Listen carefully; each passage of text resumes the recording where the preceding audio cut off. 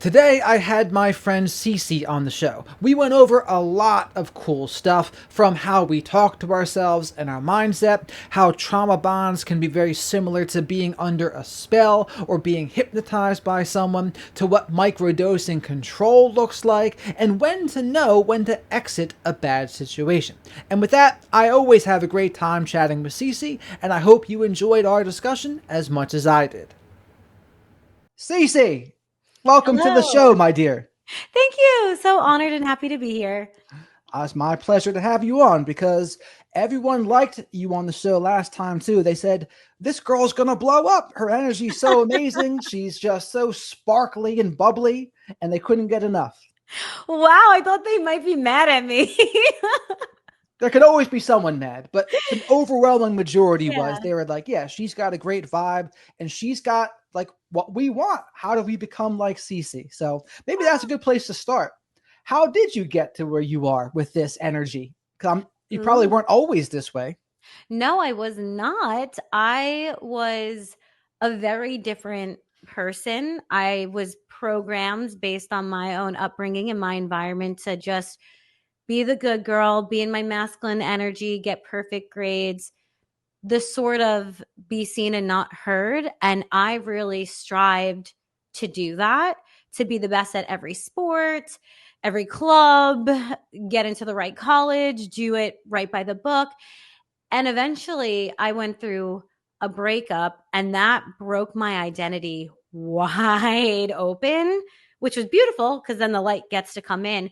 And I realized this is not who I am. I'm not happy being anxious. I'm not happy being this A type personality. I'm not happy burning myself out and depleting myself for some external goal that I don't even care about. And when I realized that my personality was just something that was something I learned, a program, and it was something I can unlearn and go back to my true essence, I started reading different books, listening to different podcasts. I started to pray more, understand ascended masters, Jesus, angels, and I started to honestly just listen to myself, what I actually wanted. My whole life, I would ignore the you need to rest, you should stop, don't connect with this person anymore, these people aren't kind to you, remove yourself from this situation. I ignored it because I relied on external either validation or an external compass to tell me where to go and what to do. And I think to be empowered is to reclaim your sense of self. It's to reclaim your inner being. It's to put that compass back into your own being and saying, I'm going to do what feels right for me. I'm going to show up how I want to show up, because we are all born with a natural essence. And I think life is really just about unbecoming who you've learned to be in order to go back home to that natural essence. And Mm. it's awkward and weird. And it's like learning to ride a new bike. You're not really sure what you're doing. So it's messy and it's beautiful and it's kind of feral. And I love that about it because it's so wild. But eventually you just feel sat in yourself, your real authentic self, and you feel good. You feel comfortable. You feel happy, joyous, at peace. And then you'll have seasons where you die to yourself again and you're rebirthed into a new being, and you'll go through an isolation season, a hermit season.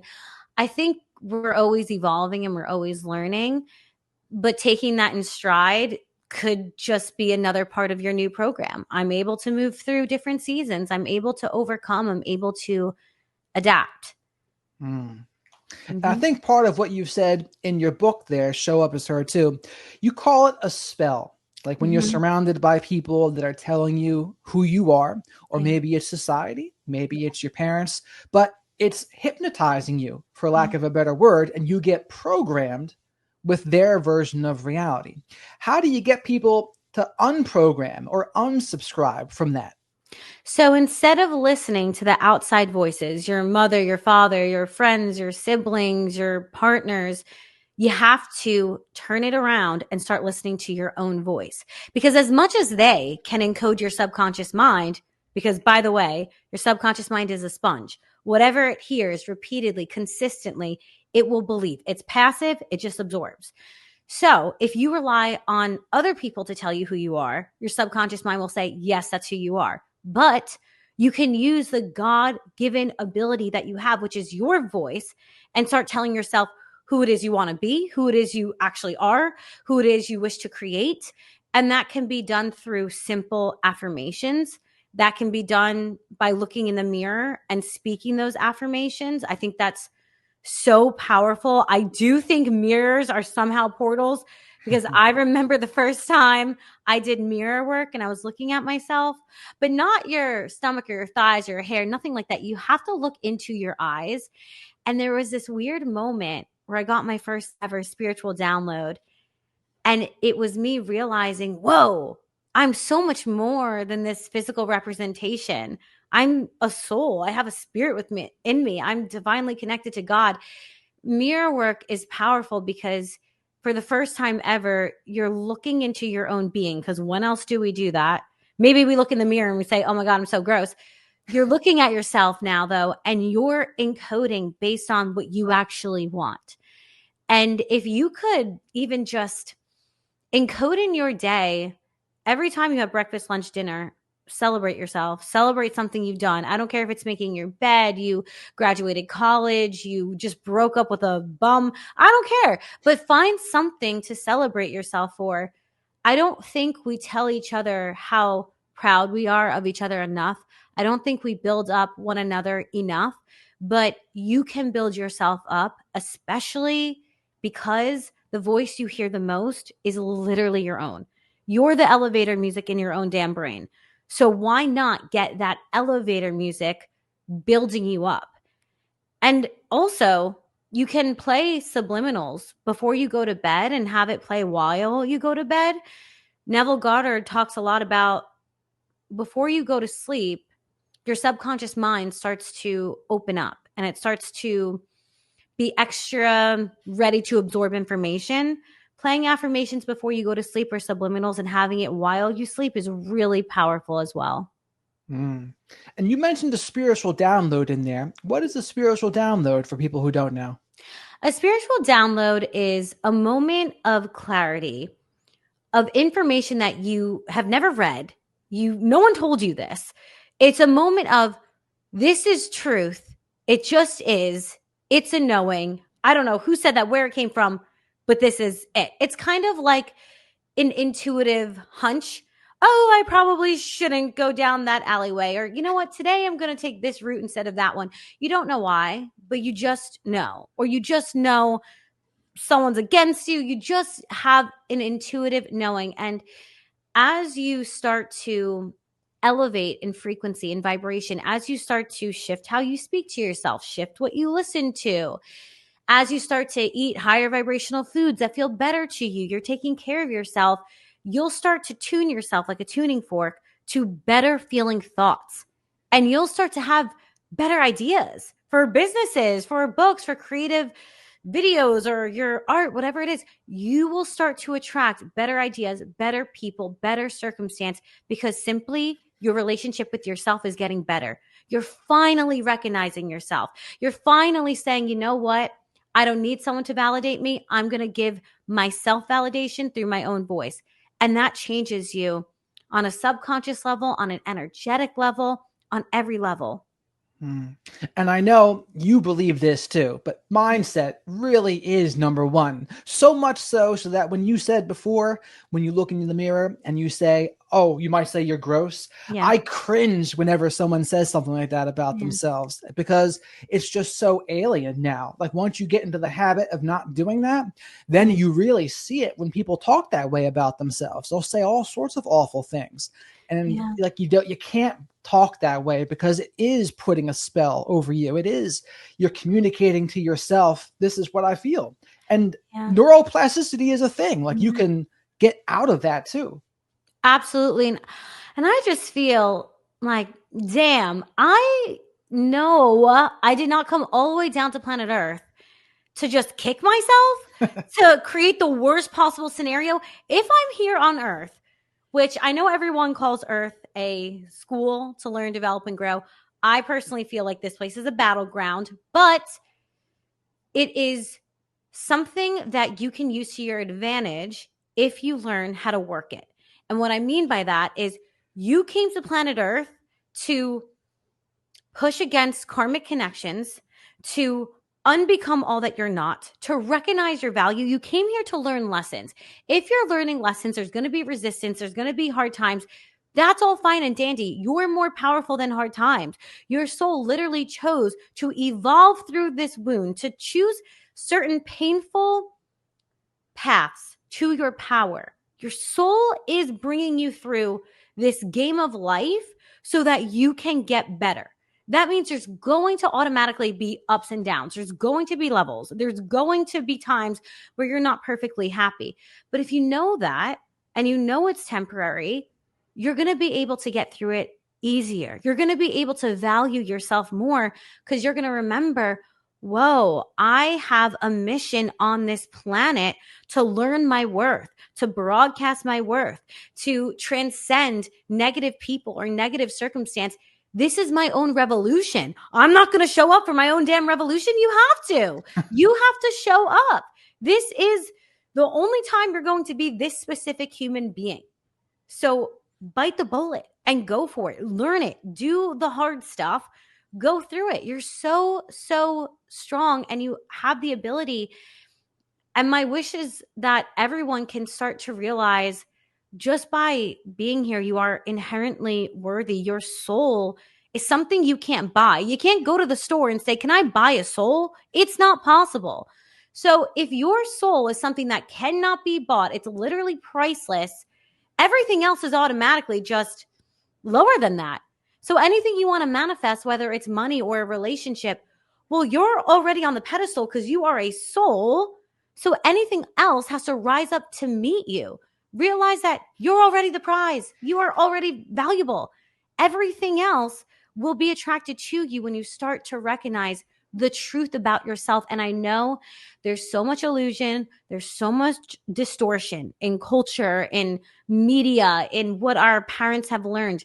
It's up to us to cleanse the slate, to have clear eyes and discernment, and to giddy on up in this revolution and claim our power. I love that. And I also loved in your book how you reframed body image issues as well, because you had said in the past you had more body dysmorphia. But how did you get over that? I think when I realized that, well, I'll just tell them so they know. I was in meditation and I got a vision that before I came to planet Earth, because I was asking, why this body? Why these arms and these legs and this stomach? Why? And my guide showed me that it looked like a department store. But you have to understand, that's my point of reference because of who I am. So they showed me something that I would understand. And instead of clothes being on the racks and on the hangers, there were different bodies. And every single body had a little tag instead of a price tag. It had possible illnesses this body could give you, the strengths, the weaknesses, and ultimately what you were going to learn from this body. And they showed me, CiiCii, you picked this body based on what you wanted to learn in this lifetime. So that's why you chose it. You wanted to learn discipline. You wanted to learn how to balance. You wanted to learn what it was to work out something time and time and time again and build a body. And you wanted to understand that. So that's why you chose this.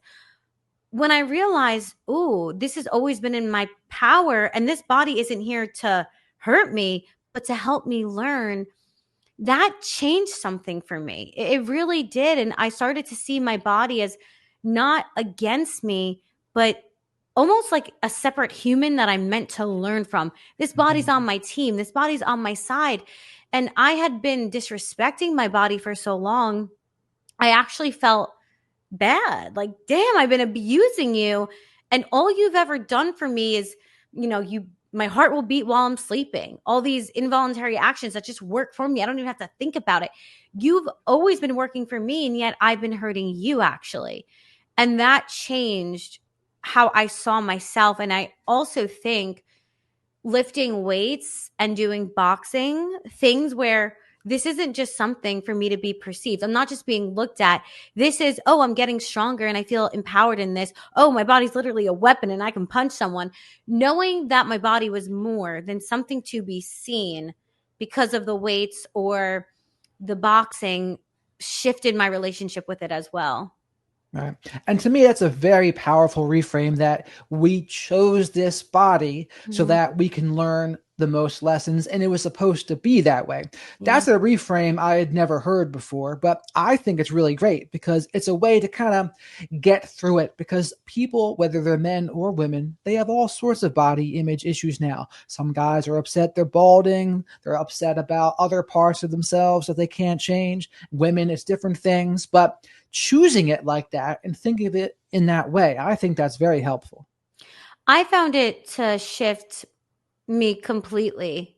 And I want to bring to people a higher perspective, which is closer to the truth of who we are, which is that this isn't our first rodeo. This isn't your first lifetime. The truth of earth is that you came here to learn. You came here to develop. You came here to grow. It's not always going to be easy. There are a lot of different energies running on this planet. There's polarity, there's duality, there is good and there is bad, there is light and there is darkness, there is beauty and there is pain. All of that's going to be here. And even now, when I have a painful experience, I simply tell myself, proof of human existence, proof of human existence. I have to tell myself that to remind myself, yeah, it's okay. I think we are so afraid of feeling pain. So we'll be addicted to the food or addicted to love or the relationship or gambling or the bottle because we're so afraid to feel that thing. If you just feel it, I promise you, it ain't going to kill you. It's actually going to make you stronger. And positive energy, negative energy, doesn't really matter. It's still fuel. You can transmute it and channel it into a book, into a creative endeavor, into a workout, into your job. And that's another thing you mentioned too. Energy cannot be killed, it can Yes. only be transmuted. What Yes. does that mean?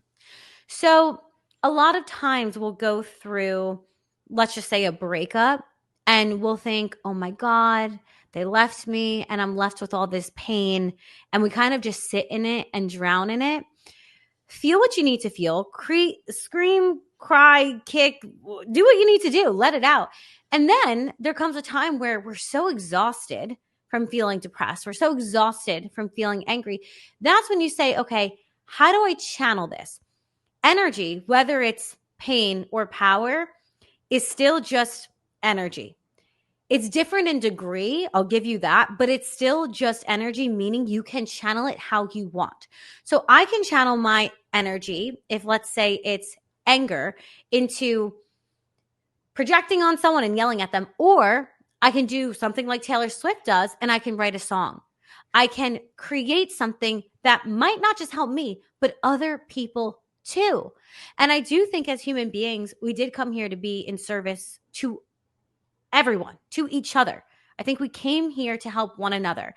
And what a beautiful takeaway from something that was painful for you to transmute it into art and actually make it your power, to make your mess your message. Whoa, now that person didn't gift you pain, but they gifted you a portal. And I do believe no man is your friend, no man is your enemy. Every single man is a portal to the next evolution of yourself. These people, they're not meant to complete you, they are your catalyst. They're meant to push you. We do breakups wrong when we obsess about the person. It's not about them. The breakup is now asking you, who do you want to be moving forward? What do you want to create moving forward? How do you want to respond? What energy do you want to exist within? And how do you want to channel that? It's Hmm. such a beautiful space to be in. Hmm. And a big thing you say in the book is life happens for you, not Mm, to you. And yeah. how does that work in your life?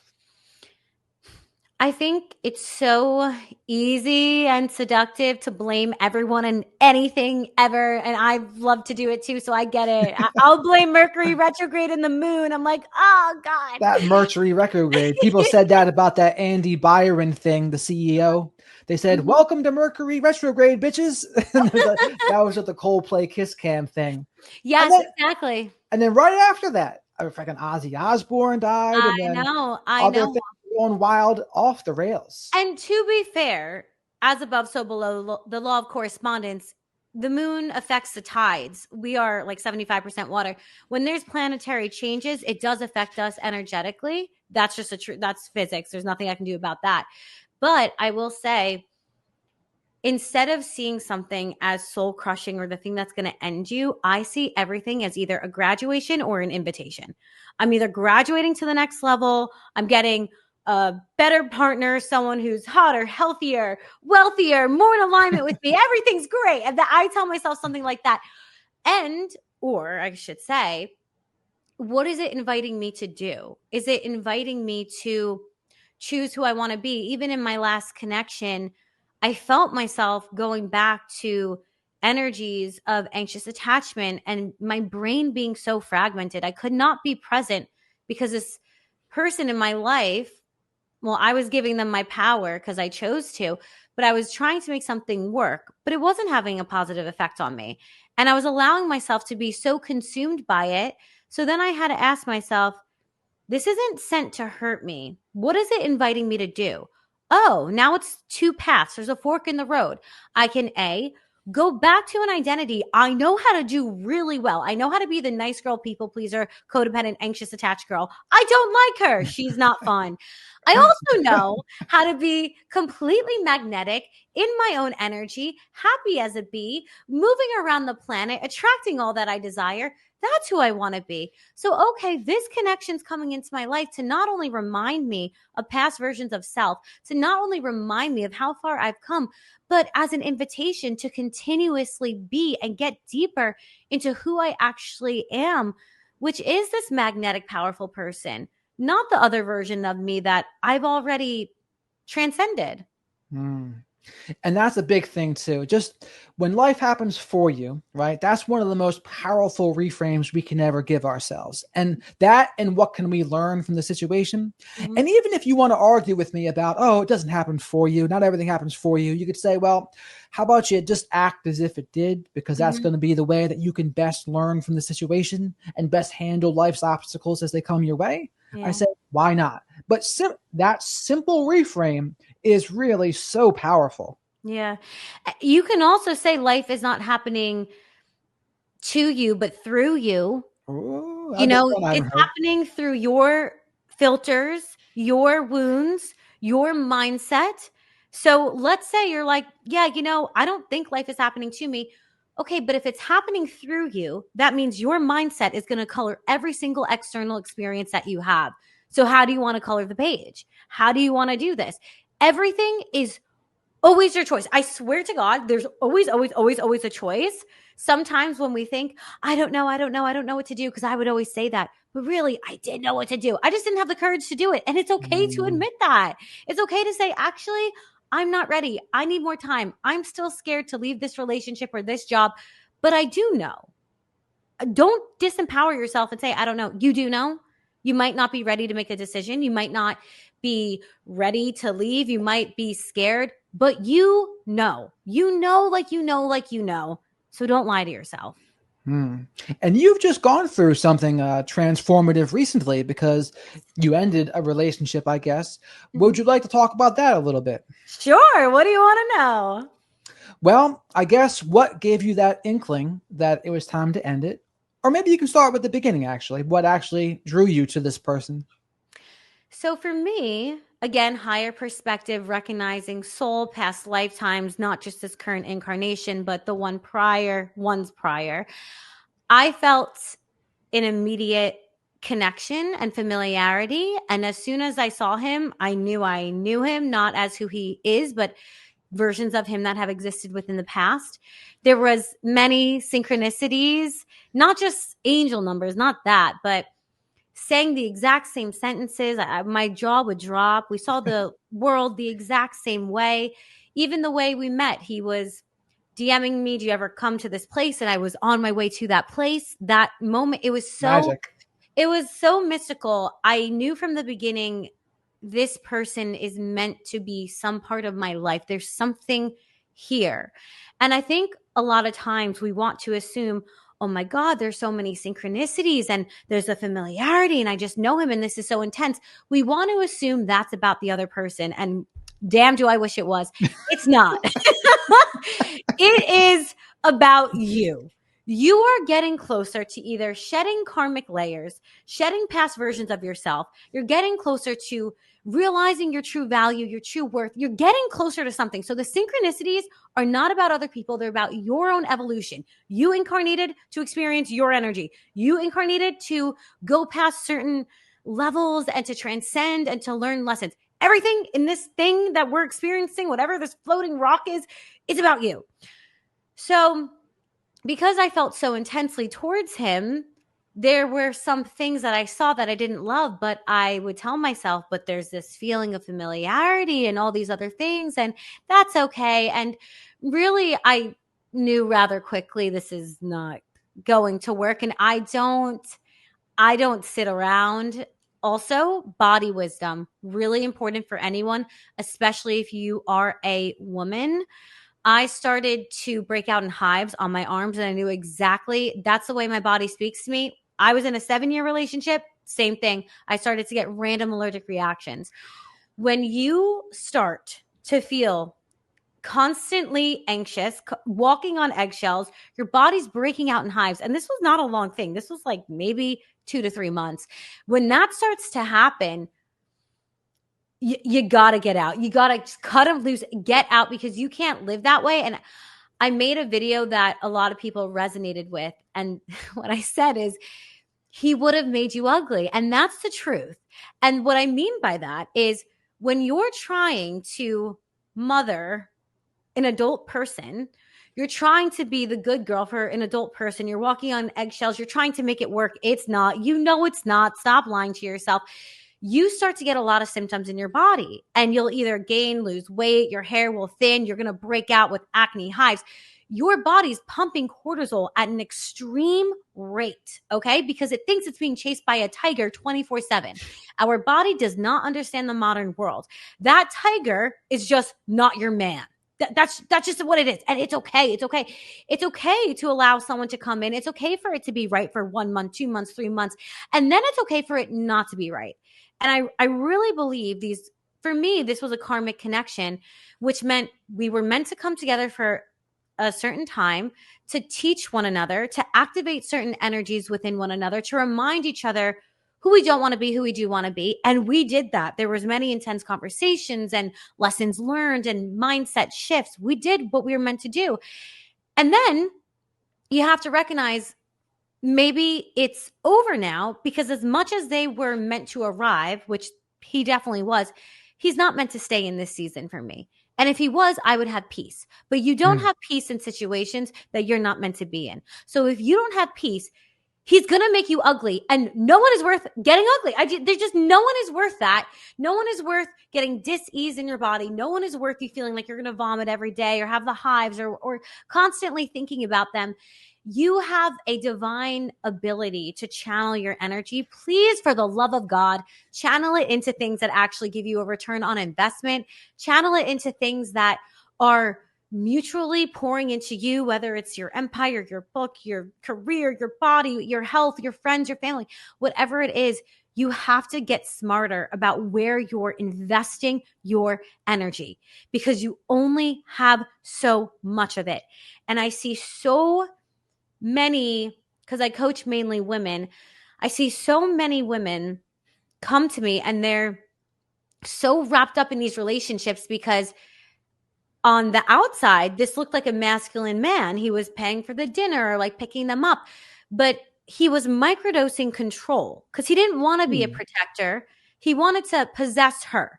And that's a problem, because it starts out really small. I wish you wouldn't wear that. Okay, maybe you compromise on something.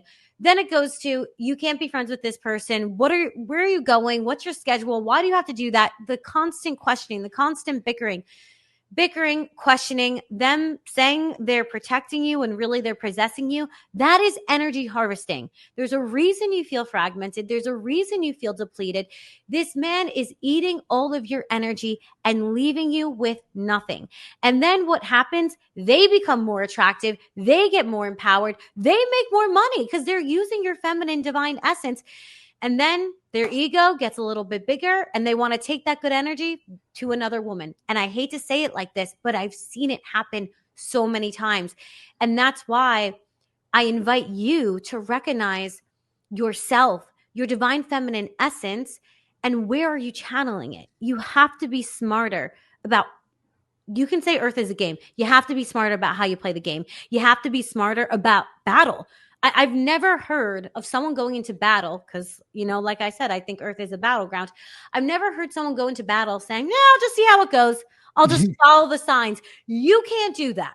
You have to marry your logical brain with your body's wisdom, and you need to read the writing on the wall. So yes, there will be synchronicities. Meditate on them, understand them, untangle them. But you cannot just fly by the handle because you see 111. I see. Now, you mentioned a term in there I'd never heard, microdosing control. And then he would do that by kind of policing what you wear and who you would hang out with. And that's a tricky part there, too, because some of that, there's plausible deniability for them where they can say, I'm just doing this for your own good. Right. I love you so much that I want to look out for you. Right. And it's a tricky thing that a lot of other people, they get sucked in by that. Now, clearly, though, you saw through it, which is good. Now, you also mentioned the mother thing. That's another huge one that I see happen to a lot of women. What did that dynamic look like? Mothering is also a way for them to energy harvest. It's another way that they are just looking to feed on your energy. And I will say, I'll give some grace because I do think men don't talk to each other like women do. Women, we really will talk about our hurts. We'll send a voice message. We'll go get coffee. We will talk to our mothers and our cousins and our aunts. I don't think men have that support system. So when there is a divine feminine that they start dating, I do understand a part of them is like, finally, a woman, to someone to talk to. And I do think they kind of word vomit their trauma. And so fine, maybe we understand that for a moment, but when it's every day, every season, every month, it's not, oh, he had a problem. This is a pattern. Wake up. It's not a one-time thing. This is who this person is. And when you're constantly showing up as mother, nurturing, creating a safe space, now you're actually in your masculine energy because being a mother is masculine energy. It's externalizing your focus. So the divine feminine is about focusing on herself. The divine masculine is the giver. It is externalized focus. When you actually become a mother, you're focusing on Charlie and Dan and Sarah. You're thinking, what do they need? I have to do this. I have to do that. When you are doing that in the relationship, you are now in your masculine energy and they're in their feminine. If you like that, have fun. I would rather someone who also feeds me energy. So it's an equal energetic exchange. Eventually, you do just feel depleted and it really doesn't work out well because you only have so much energy to give and they will keep feeding and feeding. It kind of becomes like a parasitic energetic exchange where they're the parasite and you just keep mothering. If you want to mother something, for the love of God, mother yourself. I mean, most likely if you're in that dynamic, it's because you're self-abandoning. You've learned to be the people pleaser. You've learned to be in your masculine energy and you don't know how to recognize your own needs, wants, and values. And if you want to master a relationship, you got to master yourself. You got to master your own energy. If you want to mother something, mother your inner child, mother and nurture your own emotions. Give yourself a hug if you need to. But there's a reason that you find yourself consistently mothering or consistently creating the safe space. It's because instead of doing it with yourself, which sometimes is harder, you're just projecting it onto someone else. And it's just easier to say, well, it's their problem. They're doing this and blaming them. You have the power still. No one can harvest your energy unless you allow them. No one can take your power unless you give it to them. And realistically, if you are in a mothering situation, think about if you did have kids or you're in labor and they're complaining, oh, the lights are too bright or this isn't right for me. Well, so now you're going to mother your children and a grown adult. You have to sometimes look to your future to understand how to move in the present. That doesn't sound like much fun for me.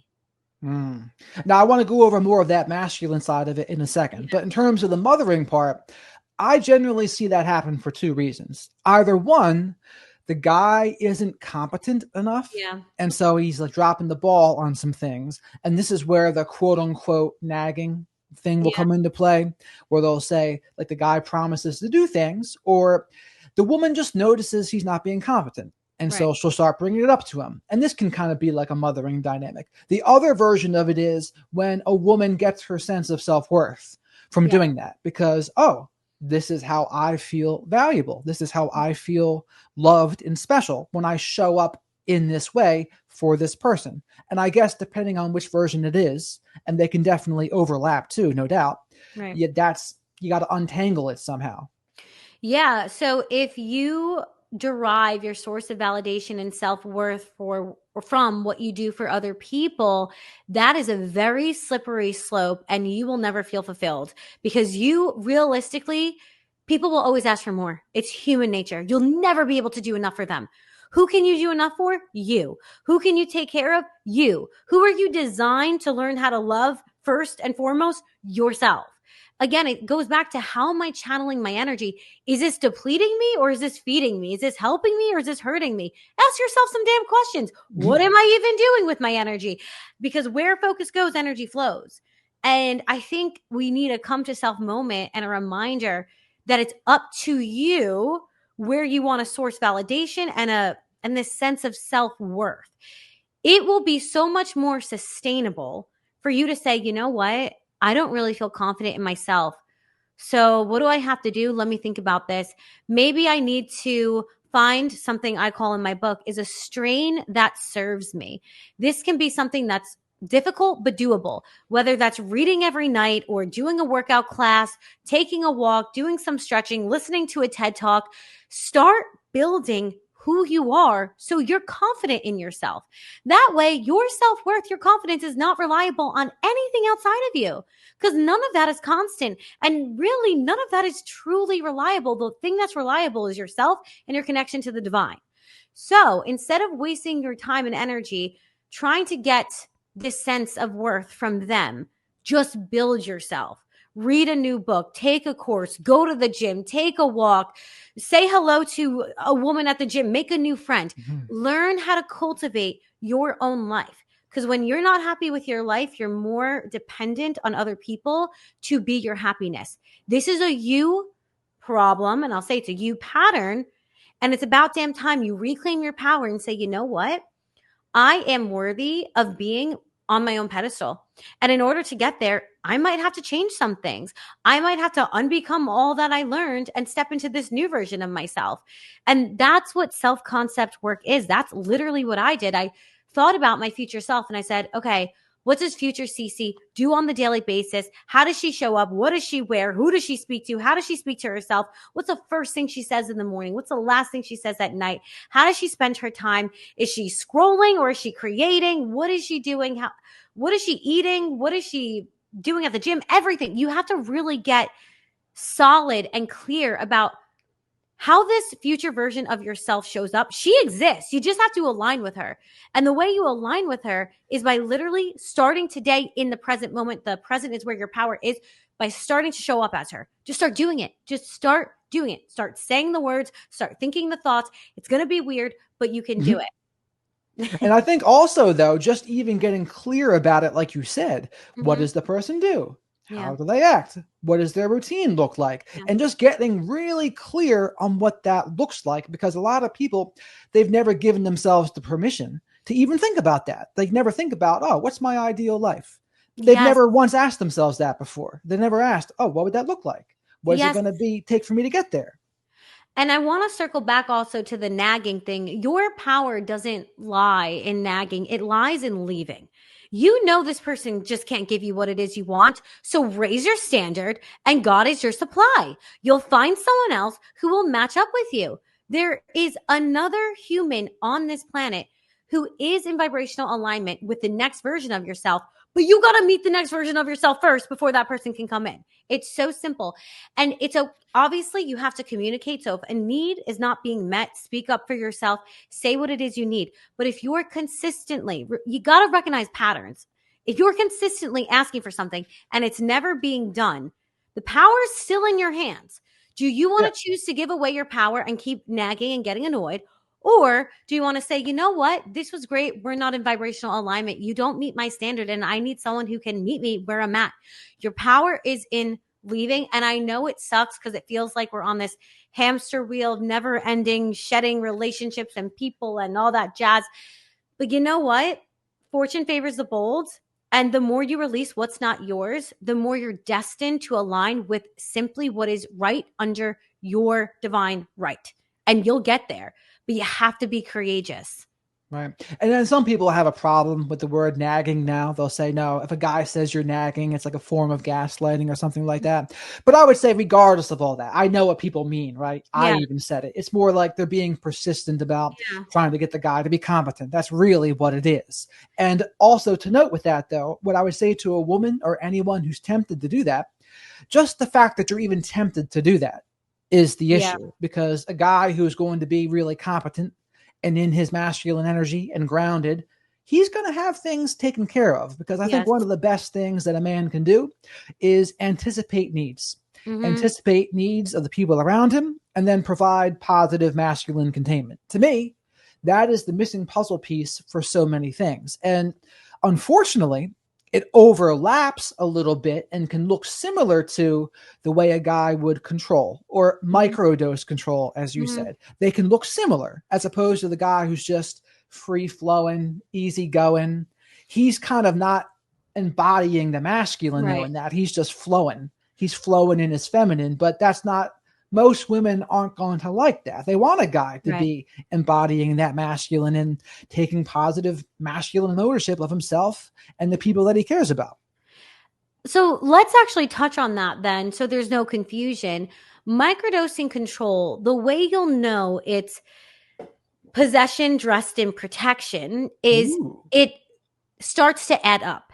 And it gets more intense and it gets more intense. And eventually you're just drugged of control. Say the phrase again. What is it?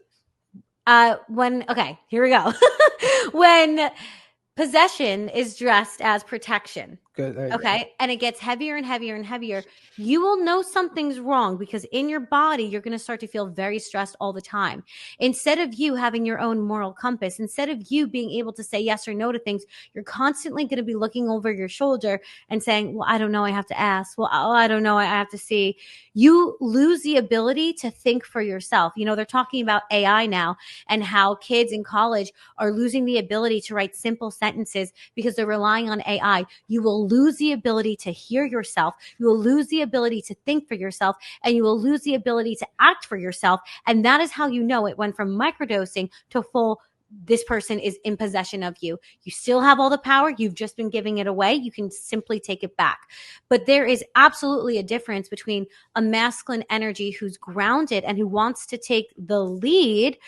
And that's someone that you can trust. You cannot just allow anyone to take the lead. You have to make sure it's someone who is grounded, they are logical thinking, and they're someone you trust.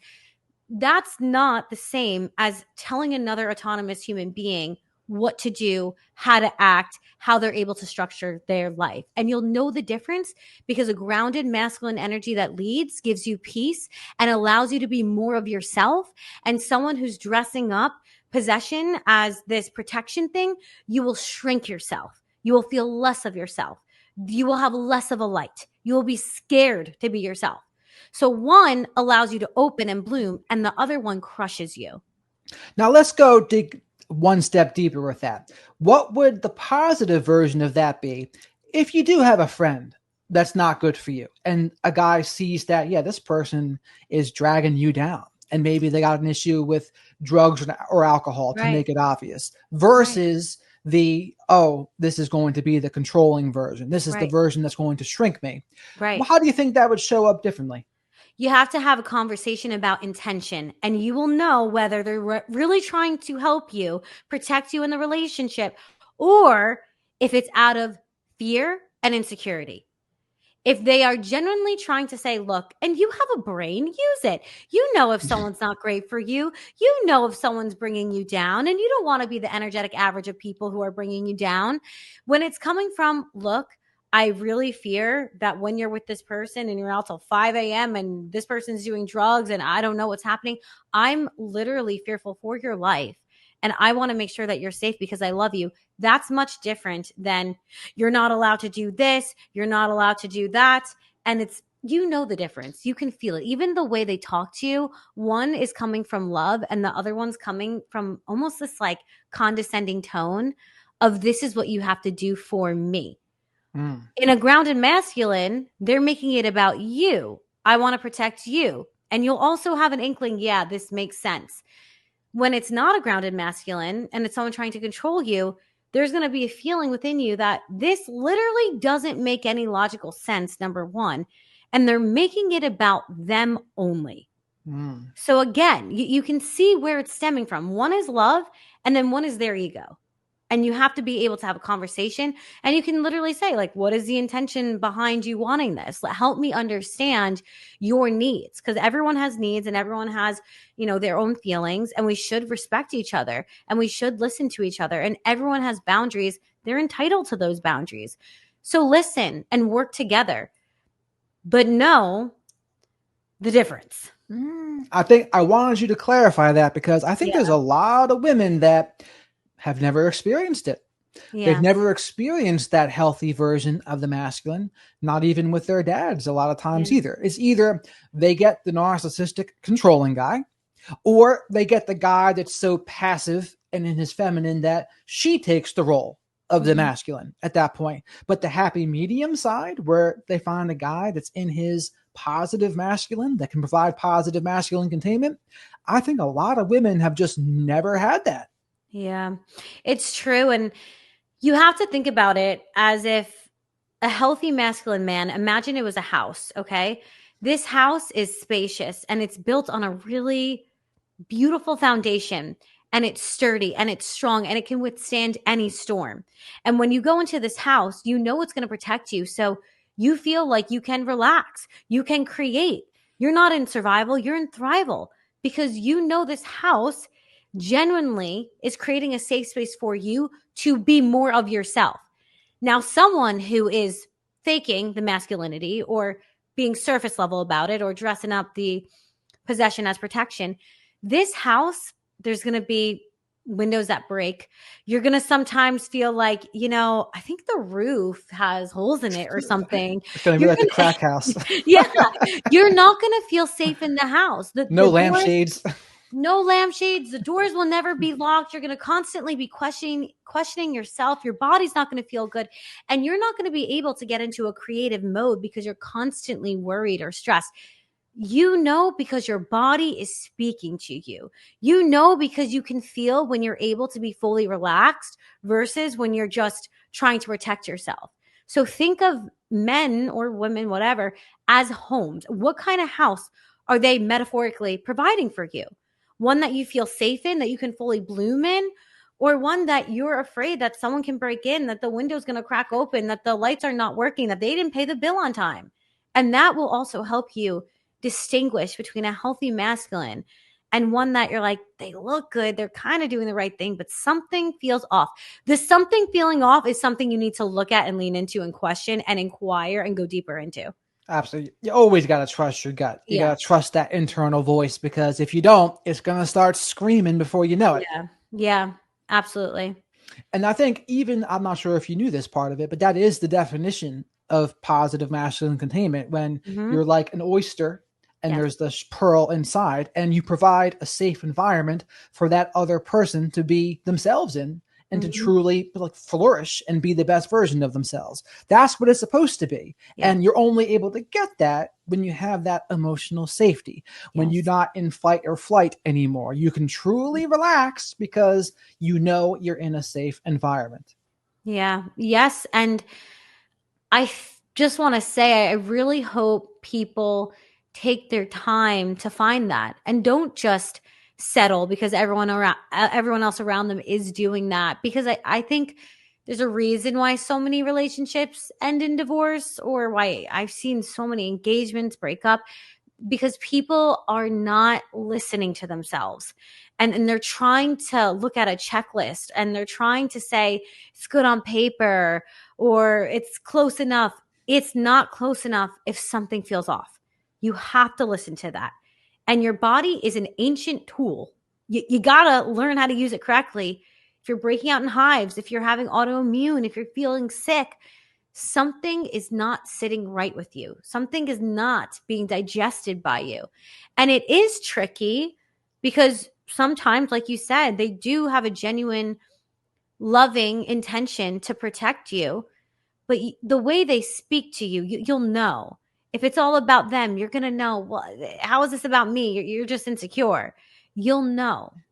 You'll know. Right. And that's the biggest difference. Like you said, it's a controlling person is doing it for their own selfish reasons. Yeah. A person who's truly caring and loving about someone else, they're going to present it a little bit differently. And there's going to be a different vibrational frequency to it. And the reason I want to empower people to also just trust themselves, and that's why I keep saying you'll know, is because when I talk to my clients, 100% of the time, they knew. They knew from the beginning, but they tried to make it work. I even tried doing that in this whole karmic thing. Although I knew it was probably not going to last. I knew. I was like, nah, there's some things that I don't really think, you know. So instead of ignoring it, lean into the knowing rather than let me try to correct this. Let me try to mother and it'll be fine. Let me try to build them into someone else and it'll be fine. How about take a couple steps back and say, I don't feel fine. Maybe that's something I should listen to. That's something I should prioritize.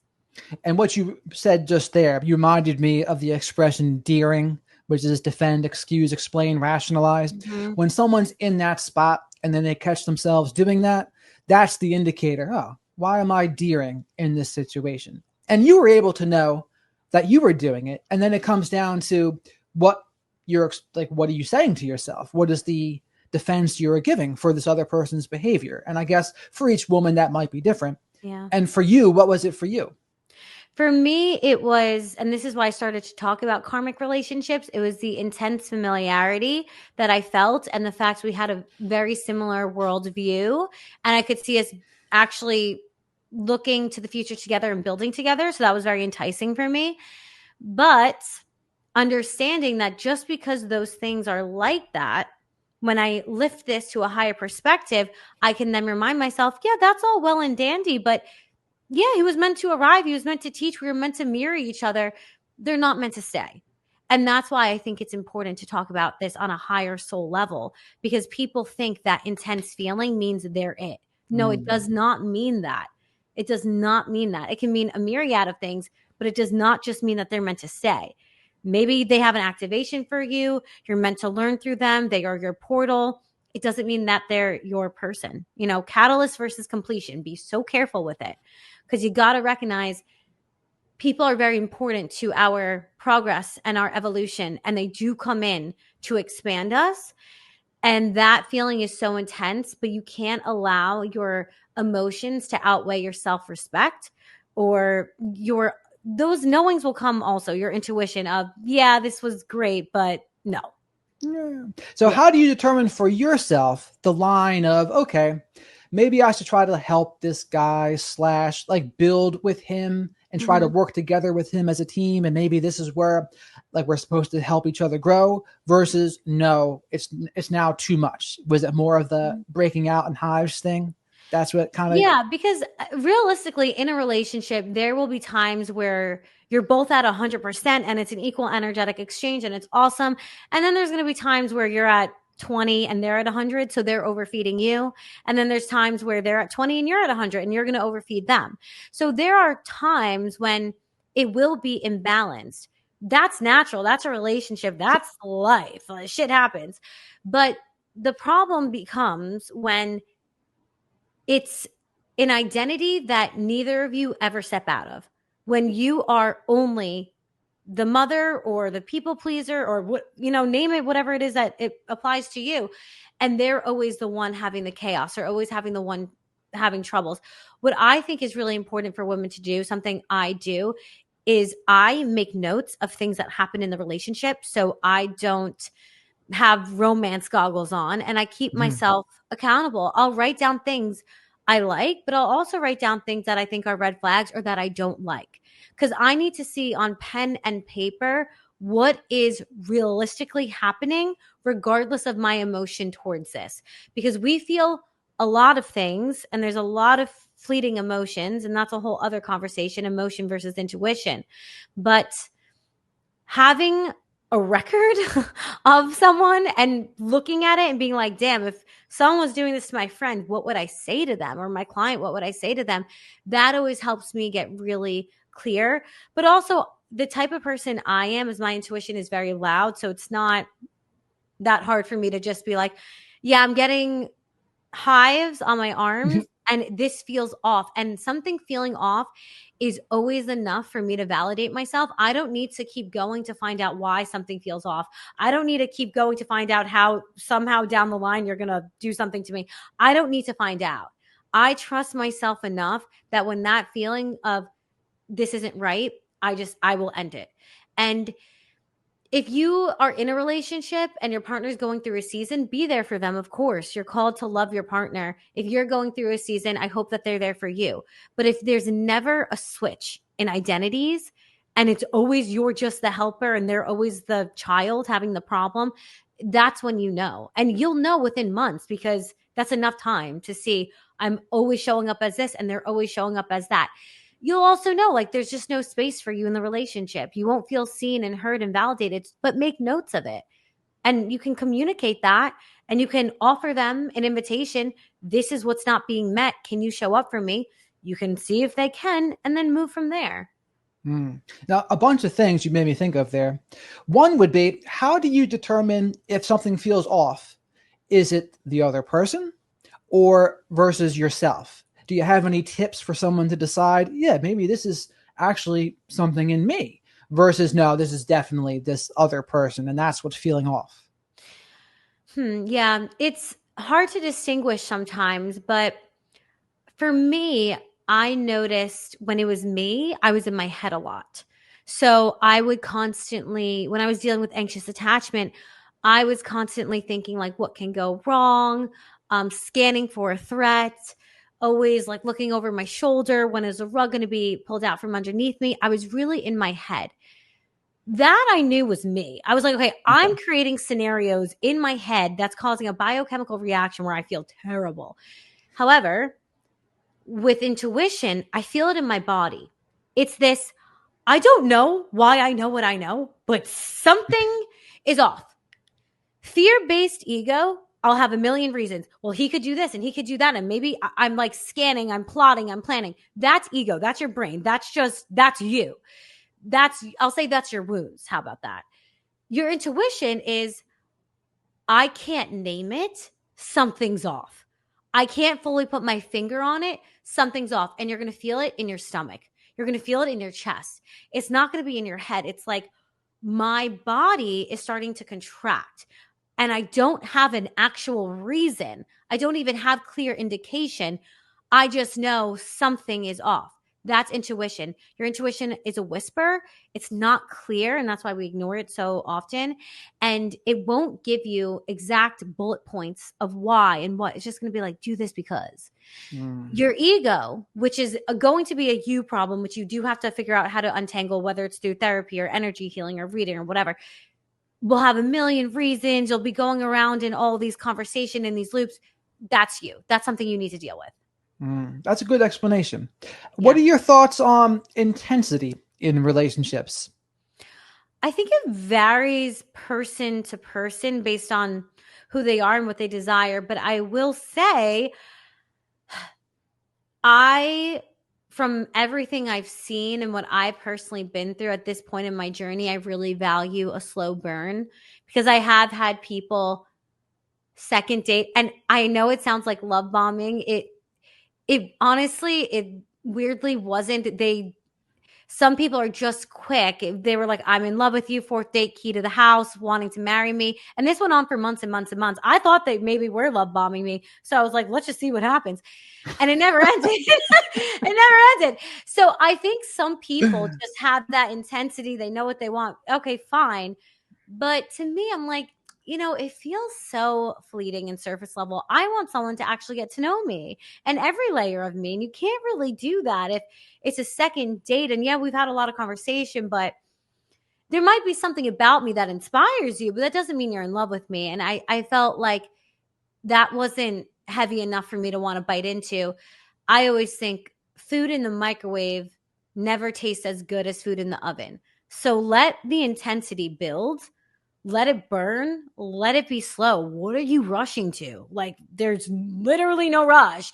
People who have rushed have regretted it. I've never heard someone say that they regretted taking their time.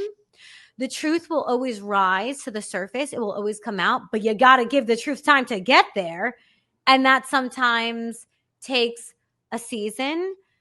Give yourself 4 seasons at least to get to know someone, to get to see them each season, each holiday, how they operate. I'm a very intense feeler. And when I feel something, I'm like, I feel it with every fiber in my being. But I also know that for something to be sustainable, it's better to build it brick by brick and take your time. It's a great analogy about the oven versus microwave. I'd never heard that before, but that's a good one. It's a good one to remember. The slow burn of the oven is better than the intensity of the quick microwave. Yeah. Yeah. I mean, it just cooks a better meal and a better foundation. And I think what's so beautiful about relationships is the fact that you can build something together, but it does take time to get there. And I think you got to give yourself grace and compassion and give others grace and compassion, because we're all trying to just, I mean, not all, but most of us are trying to do our best. And most of us are trying to show up in ways that lead with love. And people have wounds and they have this and they have that. So all you can do is do your best. And it's going to be messy. Let it be messy. That's not a big deal. But always come back to yourself. Always come back to that list if you're writing it. Always come back to that feeling in your body, not just thinking. And I also think it's really valuable, not always necessarily to talk to friends and family, because they might have their own filters, but get an energy coach, get a therapist, get someone on your side. I call them like my circle of elders, but I have energy coaches and subconscious mind therapists that I work with and shamans that I speak to. And I will take my dilemmas that I have, because I'm still just a student of the universe and learning through my own wounds and my own evolution. I will take to them what I'm feeling, what I'm thinking, and they will help mirror back to me my own higher wisdom, where I can then come to a decision. And it's that, but it's also knowing that you have support is really beneficial, because sometimes when you're making these changes, the scariest thing isn't the truth of the situation. It's just, oh, I might have to be alone, or I might have to start over, or I might have to do that. And I know it's not easy. I know it's difficult, but you are so capable. And I don't think you would have been given this circumstance if you couldn't overcome it and become something more powerful, better, wiser, stronger. And the other thing about the intensity is I always remember what the Buddhists would say, that the person for you isn't the one that makes you weak at the knees or gives you butterflies. It's the person that you feel calm and at peace with. And that's always something I have in the back of my mind too. I absolutely agree, because that intensity could also be you picking up on a karmic soul lesson, relationship. That's why I say even like the synchronicities are still not about that person. The intensity doesn't even mean they're the one. Give yourself space and time and let that person just show you who the hell they are. You'll know if they're for you, because they'll consistently show up. They'll consistently call you, text you, go from speaking on the phone to seeing you in person more. It will naturally be so evident to you that this person wants to be there for you. And you know what you're going to feel? Peace. You will feel peace. If you don't feel peace, it doesn't matter how they're showing up, then kick them out. It's not them. It's not them. No, that makes sense to me. And I think that's something that, and same with the love bombing too, right? Where we're really just falling in love with versions of ourselves when someone is doing that. Like when they mirror our likes and dislikes and have the same kind of patterns and routines, we're just falling in love with ourselves a lot of times, being like mirrored back to us. So I think that's something to keep in mind as well. Yeah, the way I think about it now is I don't even think about love how we talk about it, because I don't actually think love is something to give or receive. I think love is a frequency to tune into and to embody. So I like to broadcast love to just everything and everyone. Everywhere I go, I see 2 butterflies. I'm like, oh my God, they're in love. I am seeing love everywhere, whether it's friendships or animals or, even being just like extra grateful for friends in your life. That's so loving to me. It's so nourishing to my soul. Family, just anything. And I think that when you are someone like me who loves love, you love relationships too, but it's important that you derive that sense of love outside of the relationship. If you love so much, the feeling of love, you get to be in it every single day. Give yourself love, give your inner child love. Just be a broadcast of a love frequency. I even when I'm walking, I'm like sending out love beams to different people because it genuinely just makes me happy. But if I were to rely on a relationship for that, well, maybe I would get myself into trouble and into the wrong relationship and stay because I'm so obsessed with that feeling or so in love with that feeling. So I think it's important to remember love is just another energy and it's just something to tune into. Yeah. And it's like that song goes, I see friends shaking hands saying, how do you Oh, do? They're yes. really saying, I love you. Yes. Oh my God. I literally was just singing that yesterday. That's so funny. Ah, no coincidences, Miss CiiCii. You know that. Yes. Now, the last thing I guess to wrap up on here, the wounded masculine and the wounded feminine. Mm-hmm.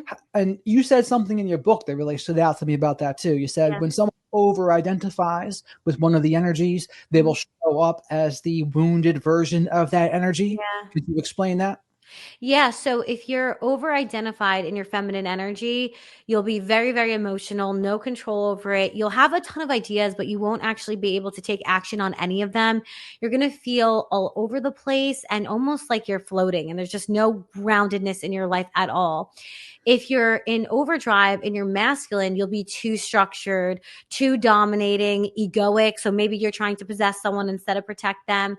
And you'll be so rigid that you just lead to depletion. So the point of this is to recognize that every single one of us has divine masculine and feminine energies within our own body. And what you want to get to is somewhat of a balance. For me, I genuinely lead more with my feminine energy. So I'm more so in my feminine, like 70% of the time, maybe. But I also have my own business. I also have to meet deadlines. I also have to be responsible to clients and people in my life.